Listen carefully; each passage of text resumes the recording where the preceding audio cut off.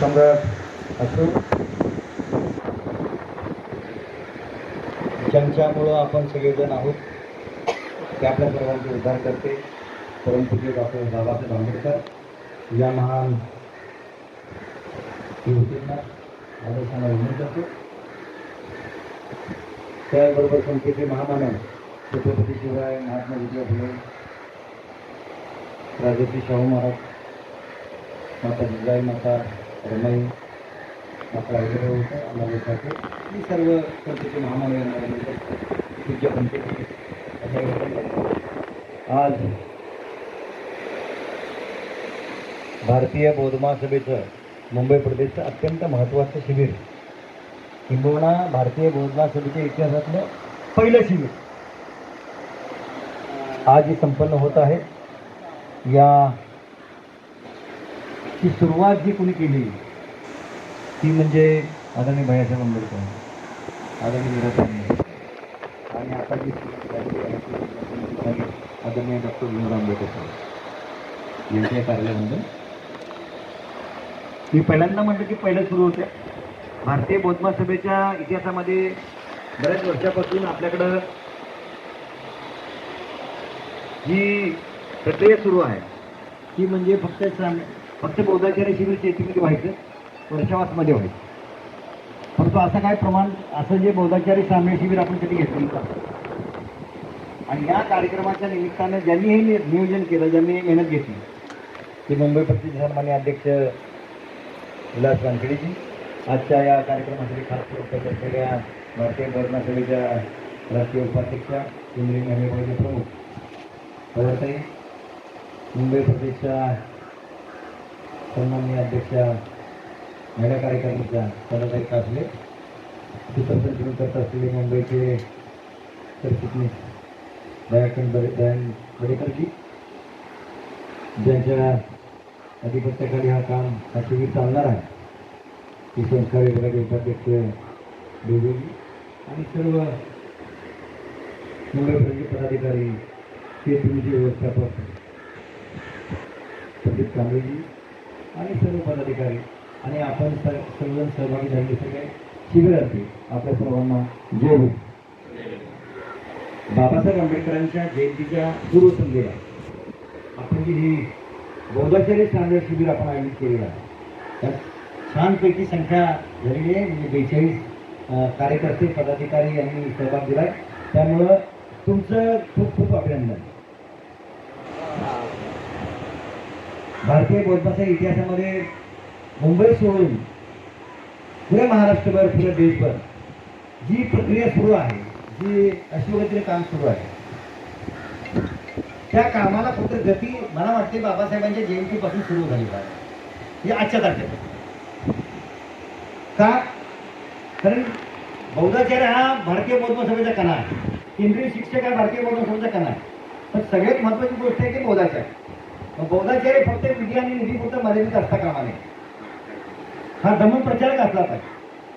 पदाधिकारी कार्यकर्ते पदावर येतात परंतु ते बौद्धाचार्यच नाही.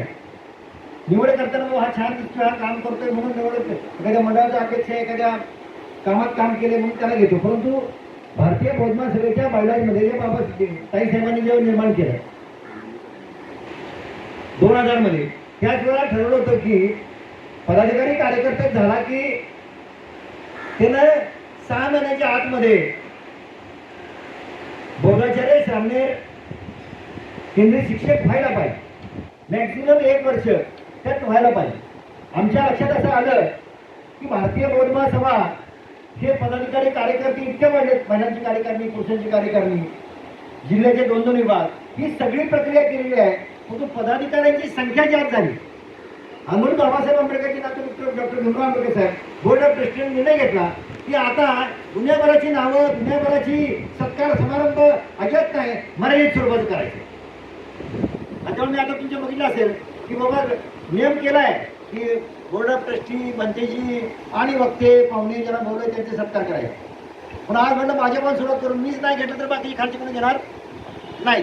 भीमराव साहेबांना सांगून भीमराव साहेब आपले सर्वांचे नेते आहे, बरोबर आहे. तेव्हा हा एक प्रयोग नवीन सुरू केला. चला मी जिथं असेल तिथं मला नाही घ्यायचं, काय फरक पडणार. नाम सत्कार आणि आपल्या गळ्यात आहे आणि गळ्यात काय करायचं आहे? स्वतः घेऊन आणायचं आहे. आता पदाधिकारी कार्यकर्ते नाहीत, ज्यांच्या गळ्यात नसणार त्यांना पुढे बसायला देणार नाही, खुर्चीवर बसायचं नाही. कळलंय? आपल्याला सगळ्यांनी घ्यायचं, आपल्याला मान सन्मान वाढवायचा. त्यामुळे ही गोष्ट जी प्रक्रिया आहे ती प्रक्रिया आपण जाणीवपूर्वक करणं गरजेचं आहे. आपल्या जवळ ठेवायचं आहे. नसेल दुसऱ्याकडे तात्पुरतं घ्या, हरकत नाही, पण आपल्याला ही छानपैकी म्हणजे समाजाचा वेळ वाचवणं, प्रबोधना वेळ जाणं गरजेचं आहे. कार्यक्रमाच्या रेलचेल चालू आहे आपल्याकडं खूप अव्यापपणे. आज मला जायचं होतं नांदेडला, परंतु अचानकपणे माझं एज्युकेशनचे काम आल्यामुळं, मी शिक्षण घेतोय अजूनही, तर शिक्षणाचं काम आल्यामुळं मला जाता आलेलं नाही. म्हणून म्हटलं चला आज इकडे येऊ, नाहीतर आम्ही या उद्घाटन कार्यक्रमाला नव्हतो, नांदेडला. सांगण्याचं तात्पर्य एवढंच आहे की मुंबईमध्ये आता पदाधिकारी कार्यकर्त्यांची प्रबोधनाची कॅपॅसिटी, प्रबोधनाचा स्तर हा वाढला पाहिजे. विधी आणि निधीसाठीचा विषय चालला आहे, तो विधी आणि निधीसाठी बोलायचे असतं कामा नये. म्हणून आता बघताय हा हाताच्या बोटावर मोजण्या इतपत कमी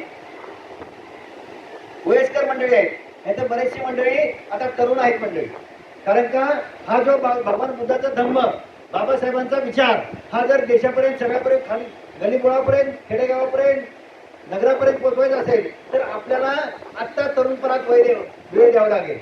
मी माझ्या आयुष्यातला वेळ मी वयाच्या 21व्या वर्षी भारतीय बौद्ध महासभेमध्ये काम करायला लागलेलो आहे. त्यामुळं जे कोणी आले ते उशिरा आले, त्यामुळे त्याला अधिक गतीने काम करावं लागेल.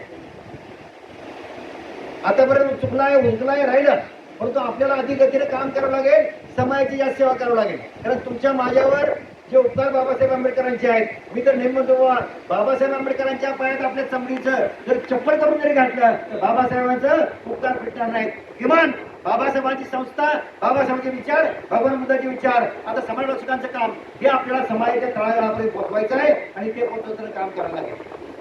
नुसतं विधीसाठी म्हणून चालणार नाही. आणि आता आम्ही बौद्धाचार्यांना, केंद्रीय शिक्षकांना त्या त्या संघटनेमध्ये, त्या त्या शाखेमध्ये त्यांनी शाखा निर्माण करायला पाहिजे अशी जबाबदारी देण्यात आलेली आहे. जे कोणी काम करणार नाहीत त्यांनी निवांतपणे सांगायचे की बाबा नाही मला जमत नाही, मी आपल्या घरी बसतो, किंवा मला हे जमत नाही, अध्यक्ष असो, सेक्रेटरी असो दे, खजिनदार असू द्या, उपाध्यक्ष कुठलाही पद असू दे, मला जमत नाही, चला दुसऱ्या पदावर आपण थांबतो. भाई तुम्हाला येत नाही, कोणाला बोलवायच्या पेक्षा आपण मला जमत नाही सर, मला जमत नाही, मला दुसरं पद द्या किंवा मला हे पदावर द्या, अशा प्रकारची प्रक्रिया आता सुरू झाण्यात आलेली आहे. त्यामुळं अत्यंत महत्वाची प्रक्रिया जी आहे, कारण का येणारा काळ जो आहे तो भगवान बुद्धाच्या, बाबासाहेबांच्या विचाराच्या विरोधातला काळ आहे.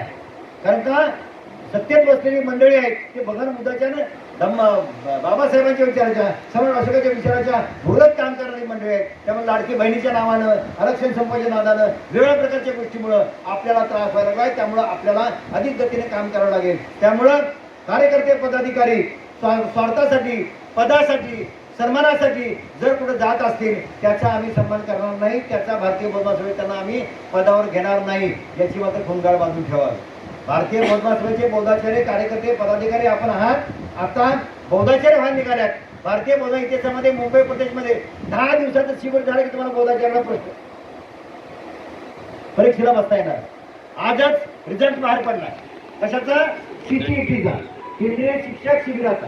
तुमच्या माहितीसाठी सांगू इच्छितो, 50 मार्काची परीक्षा होती आणि ते ऑब्जेक्टिव्ह टाईप प्रश्नपत्रिका होती आणि प्रत्येक सेंटरला त्या प्रकारे परीक्षा घेण्यात आली होती. कुणाला संधी दिली होती? जे बौद्धाचार्य आहेत त्यांच्यासाठी संधी आहे फक्त, बाकी कुणाला नाही. त्यामुळे तुम्ही बौद्धाचार्य झाल्यानंतर, बौद्धाचार्य पास झाला की तुम्हाला केंद्रीय शिक्षकाची संधी राहणार, बरोबर आहे. त्यामुळं अत्यंत प्रबोधनात्मक असलं पाहिजे. आणि ते लिहिताना तुमच्या माहितीला सांगतो की बाबा 50 मार्काची परीक्षा होती आणि ऑब्जेक्टिव्ह टाईप प्रश्नपत्रिका होती, तरी सुद्धा एकाही व्यक्तीला 50 पैकी 50 मार्क मिळालेले नाही. एवढी स्टँडर्ड प्रश्नपत्रिका काढण्यात आली होती केंद्रीय प्रश्न विभागाच्या वतीनं. दुसरी गोष्ट, परंतु असं जरी असलं तरी मला वाटतं की 36 पहिलं 37 मार्काच्या पहिल्या व्यक्ती आलेली आहे. 37 मार्काची पहिली व्यक्ती आलेली आहे आणि याच्यामध्ये ज्यांना केंद्रीय शिक्षक शिबिरासाठी प्रवेश देण्यात आलेला आहे ते 27 मार्कापर्यंत परीक्षेचा ज्यांना 27 मार्क मिळाले ते पहिले 50 किंवा पहिले 48 या लेडीज आणि जेंट्सला प्रवेश देण्यात आलेला आहे. जे नुसतेच पास झालेत 17, 18, 20, 22, 23, 24, 25, 26 या माणसांना, या कार्यकर्त्यांना, सर्वांना यांना प्रवेश देण्यात आलेला नाही. त्यांनी पुढच्या परीक्षेला बसायचं.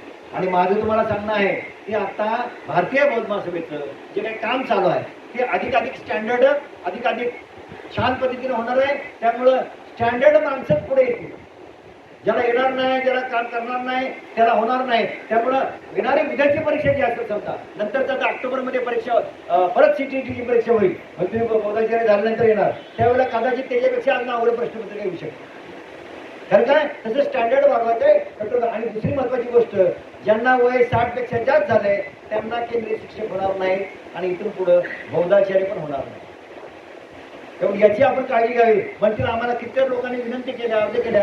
डॉक्टर भीमराव आंबेडकर साहेबांशी जेव्हा बोललो तेव्हा सांगितलं नाही आपल्याला 60च्या आतमध्ये घ्यायला पाहिजे. तर 58 होतं. आम्ही जर केंद्रीय पदाधिकारी मुंबई सगळे पदाधिकारी बोलले नाही साहेब 58 आहे 60 करा कारण केंद्रामध्ये सेंट्रल गव्हर्नमेंटचं 60चे रिटायरमेंट आहे 60 करूया म्हणून 58चं 60 केले कारण देशभर सगळा हा प्रोग्राम असल्यामुळं. त्यामुळं आपण असं अपेक्षित आहे त्याच्यामध्ये की नोकरी संपायल्याबरोबर ताबडतोब चळवळीकडे यायला पाहिजे.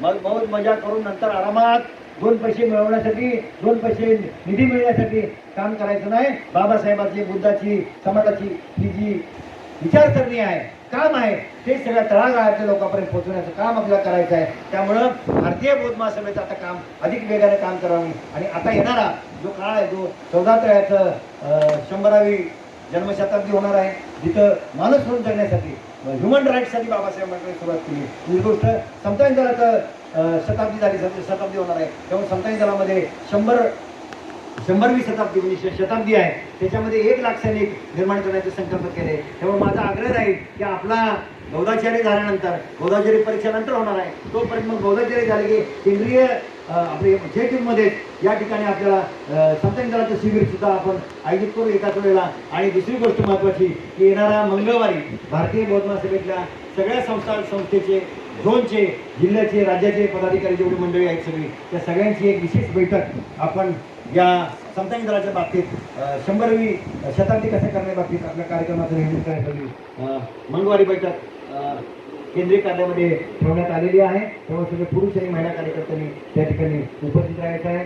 की साप्ताहिक परीक्षा कशी केली जाईल, ट्रेन ड्रिल कशी घेतली जाईल. पुन्हा जिल्ह्यामध्ये प्रशिक्षण ऑनलाईन आपण सुरू केले तर ऑनलाईनमध्ये ज्याची नावं येतात त्यांच्यासाठी प्रशिक्षण केंद्र आपल्याला करायचं आहे. कुठं कुठं प्रशिक्षण केंद्र ते सुद्धा अजून कुठे कुठे घेऊ शकता आणि देशभर, राज्यभर, प्रदेश, महाराष्ट्रभर कुठं करता याची यंत्रणा आपल्याला करायची आहे. त्याचा पहिली सुरुवात मुंबईमधून आपण करत आहोत. आणि ही जी बाबासाहेब आंबेडकरांच्या संकल्पनेतला जो भीमराव आंबेडकरच्या संकल्पनेतला मिशन 25 जो कार्यक्रम आहे त्यातलाच हा अत्यंत महत्त्वाचा एक कार्यक्रम आहे. तो मिशन 25 मध्ये मुंबई प्रदेश कुठेही कमी पडता कामा नये या दृष्टीने आता आम्ही सगळ्यांनी कामाला लागलोय. आपण सगळ्यांनी त्यासाठी सहभाग द्यावा अशा प्रकारची आपल्याला विनंती करतो आणि या शिबिराचं उद्घाटन झालं असं जाहीर करतो. धन्यवाद. जय भीम, जय सम्राट, नमो बुद्धाय, जय संविधान.